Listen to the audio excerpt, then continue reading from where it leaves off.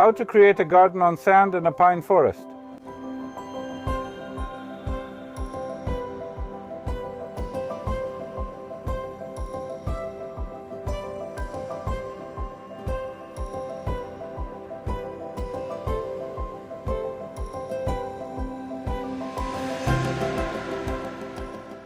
Good morning, my dear friends. We are near Bydgoszcz, actually in Bydgoszcz on the outskirts, and we are in a pine forest. We came here to shoot another episode as part of the Wow Garden project. An episode in which I'll show you how you can arrange a great space on such sandy soil among beautiful pine trees. It's quite challenging because the soil here is really very poor, but the garden turned out well. You'll see for yourselves. I encourage you to subscribe to the channel, turn on the notification bell, and let me know if you also have a garden like this on sandy soil. Here she is, my friends, Ewelina, the owner of this garden in the pine forest. Hi, Ewelina. Hi. Hi, welcome. I invite you all for an adventure and a walk around our garden. Ewelina, as I mentioned, we're actually in a pine forest in a place where the soil is very sandy and it's hard to create anything here. And I'll ask you in a moment how it happened that something was created here. But first, your story. How did you end up here? Where did the idea for this come from? Sure. The garden is 5 years old. Actually, it's been 4 years of being cultivated passionately and intensively. It started after my mom passed away. As you can see, it was simply therapy for me. It worked. It worked. However, I've always had chlorophyll in my veins. As a child, I spent time at my grandparents' place, in my grandfather's garden, in the greenhouse, in the orchard. And right now, my husband and I feel like this is the place on earth for us. So the background was kind of green, as you mentioned. It was. But it was dormant for many years because we are children of apartment blocks. We lived in apartment buildings. We never dreamed that we would live like this. So 4 years and your whole way of thinking about what you can have around you has basically changed. Basically, it works like this. When you plant something and see that it grows, you feel like you want to keep doing it and make your place even more beautiful. Fantastic. And that's exactly the kind of people I'm looking for, because that chlorophyll in your veins is something everyone has, but not everyone has discovered it yet. Exactly. From the very beginning, did you imagine this garden looking the same way it does now? Or was it more of a spontaneous process of arranging these flower beds into a whole? The lawn was planned from the very beginning and then it was gradually trimmed. Just like everywhere else, right? It actually started with ornamental trees. Green in winter? Yes, because we wanted to create an enclave like that since it's very windy here. Next were the fruit trees, which my daddy planted. And then all the flower beds were actually created one by one, quite spontaneously. Spontaneously. And once that spontaneity became part of the garden, did you already have the structure, shades, and colors in mind? I always knew it would be pink and purple. I won't be original here. I don't like the color yellow. And I definitely knew there would be a lot of white around the terrace. So it's kind of a calming effect around the terrace, so there aren't those colors that distract you. Yes, you'll definitely see it in the summer when the hydrangeas are in full bloom here. It's absolutely beautiful. So it's kind of chaos and spontaneity, but there was still some purpose behind it. There's not much chaos because I really focus on symmetry and axes. There are a lot of repetitions. Actually, chaos is only present in those perennial beds inside, exactly, the more naturalistic ones. That's something I really value, because I also like squares, but inside those squares, the structure and texture show up nicely. I was strongly inspired by Piet Oudolf. His naturalistic beds are simply brilliant.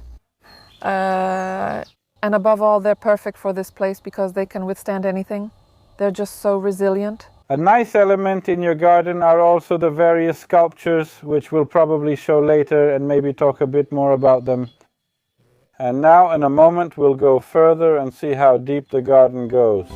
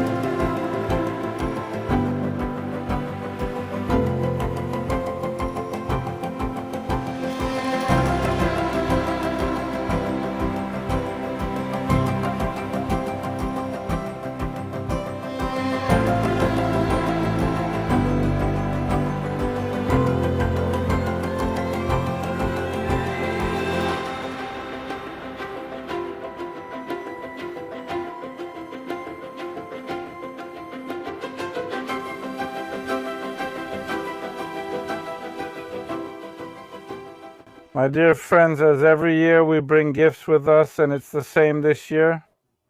We brought a gift for you, Alina, from Jagram. Listen, I think it will fit in perfectly here in this garden, even though there are only squares here, and this planter with a trellis is oval. But tell me, Alina, will you find a place for this kind of planter with a trellis? Of course I will. Come with me. I think it will look great in the vegetable garden. I noticed there are already 2 arches in the vegetable garden. Even 3. So this will be another one. What will you plant here?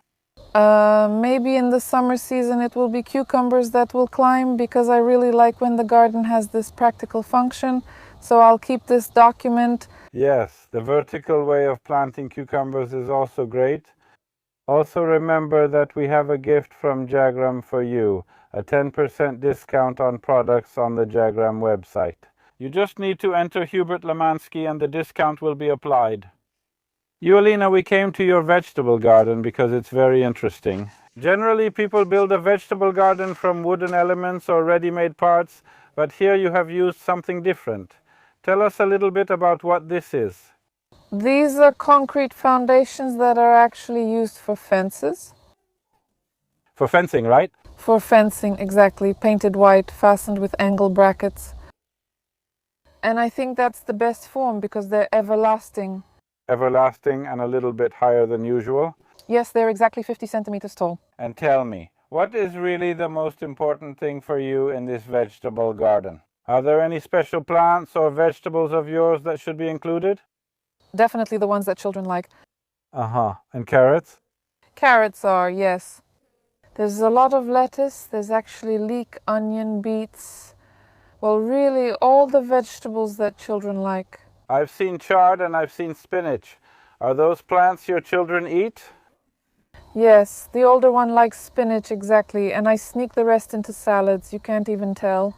Ah, I see. So just like you usually sneak those plants into kids' meals, and here will stand the grid from the diagram with cucumbers. Exactly. The grid from the diagram will stand here. I don't know exactly where yet, but definitely by the next time you come. It will already be there. It will be ready. All right?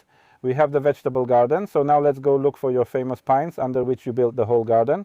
Yes, already.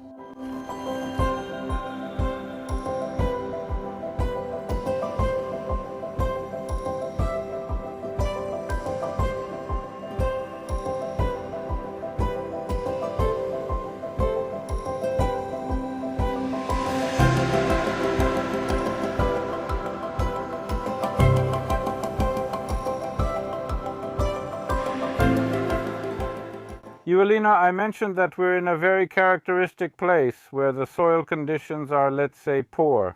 So there's sand here, and on top of that, this pine forest around us. Tell me, how do you manage when arranging these flower beds with these conditions?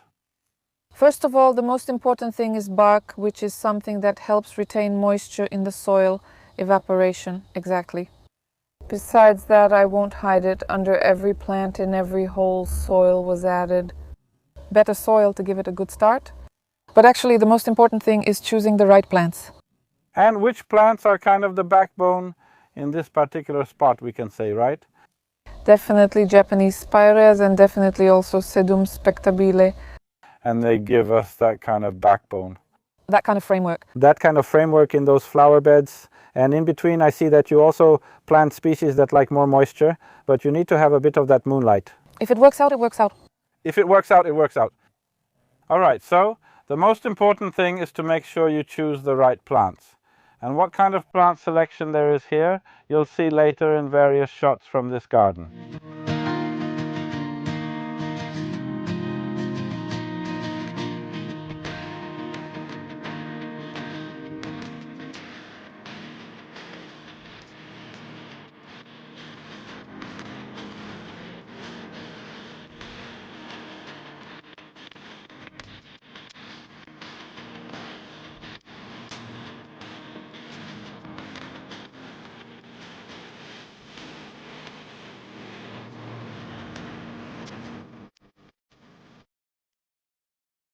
Evelina, when I was creating my garden, actually not that long ago, I planted black pines because I wanted to have those beautiful monumental pines that have always stuck in my memory from various gardens.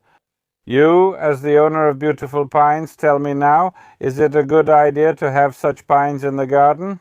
You have to love pines. Either you love them or you hate them.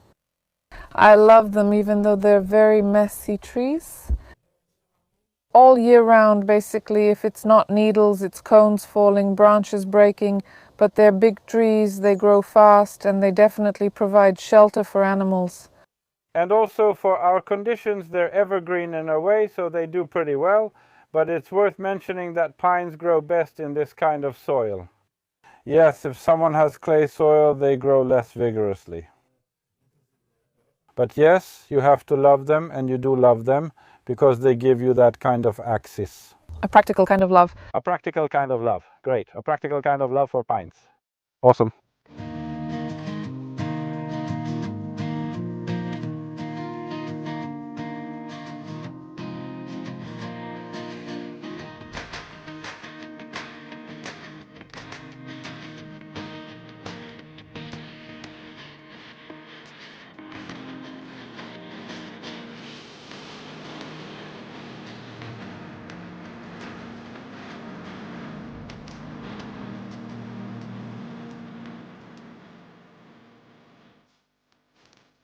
Evelina, to have such an abundance of plants in the garden, of course, as you mentioned, especially on this kind of soil, you need to give the plants a little extra nourishment.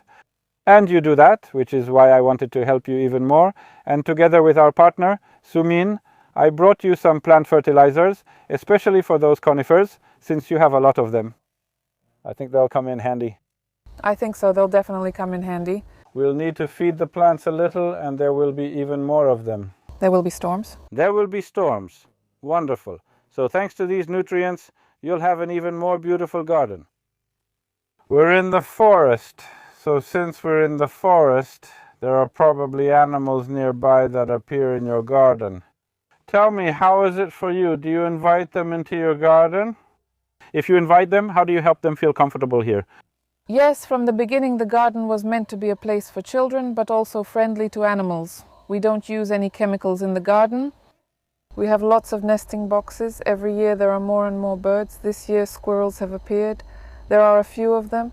It's even hard to count them because sometimes 4 come at the same time.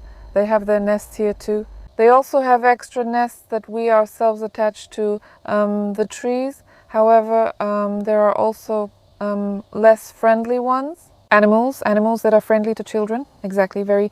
I'm really curious about this, whether besides these nice animals and so on, are there any that are somehow dangerous? We have snakes, we have grass snakes, which are absolutely harmless and not dangerous, and we're happy to have them around. But there are also vipers, and we're not happy about their presence. Has it ever happened that they showed up in a place where you were really surprised to see them? Yes, for example, my husband shook one out of our son's scooter. And that's already dangerous because they really are dangerous. Their venom is quite dangerous. And since they appear, is there any way to reduce their presence in the garden a bit? Their natural enemy is the hedgehog. One is a resident of our garden. He has his own little houses. On the other hand, every year we bring and release a large number of hedgehogs here on the plot from a foundation we work with, and I hope they settle in the nearby forests and areas and help others. That's great. So it's a natural way to keep them from spreading too much, right? Exactly. We don't want to eliminate them completely. They're a part of nature, but we do want to limit their presence where there are children, which is especially important. Okay, this is a good moment to ask you if you have any problems with animals at all. If so, write which ones and tell us how you deal with them. You said that a big inspiration for you is Pitt Odolph, and he is known for those large areas of diverse plants that repeat in places but have the right structures. And here we are at such a flower bed, right? Yes, wild storm-concealed beds. Oh, very beautifully laid out in a square. Yes, perfect. All the coolest things. What happened here? Tell me. What happened here? We have a lot of plants here. I usually don't repeat them a few times. I just want it to look as natural as possible. كيفك؟ Yes. As if they have spread. There is definitely a structure, so now we are in the place where it is the highest.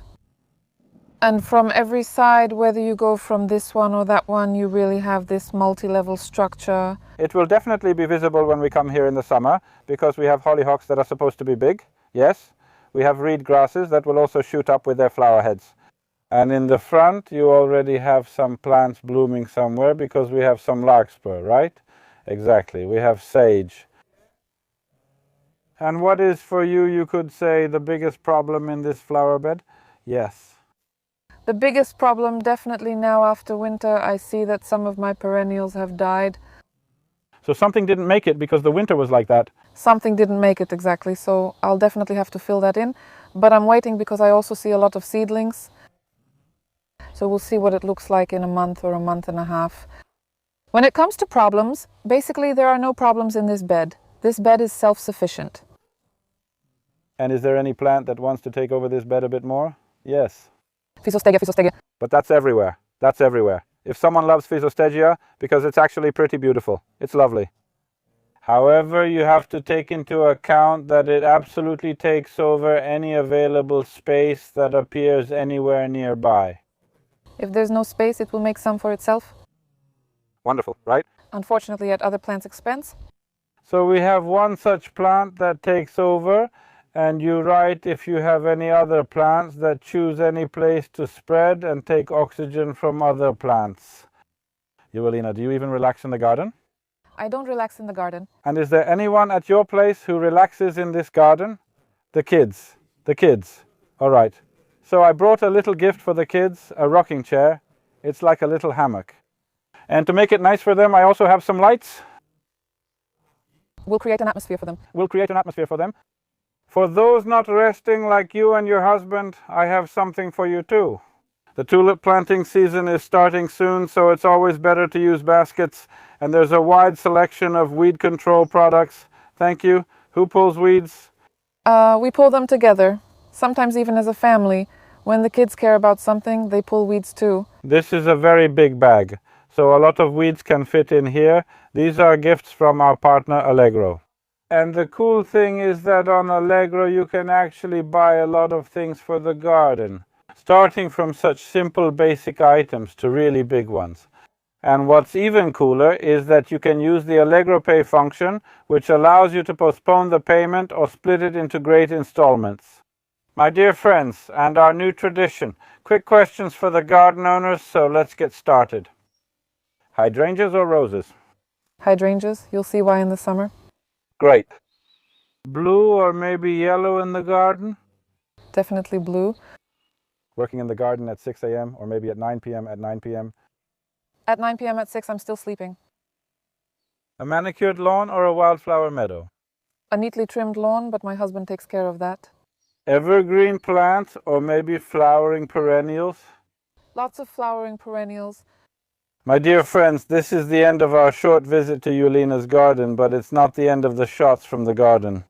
Thank you very much for letting me contemplate here, even among these pines. But of course we'll see each other in 2 months, and the garden will probably change a lot. It will change. I warmly invite you. And you, write what else you would like to see more of in this garden. Maybe during the next visit we'll show you these elements even more.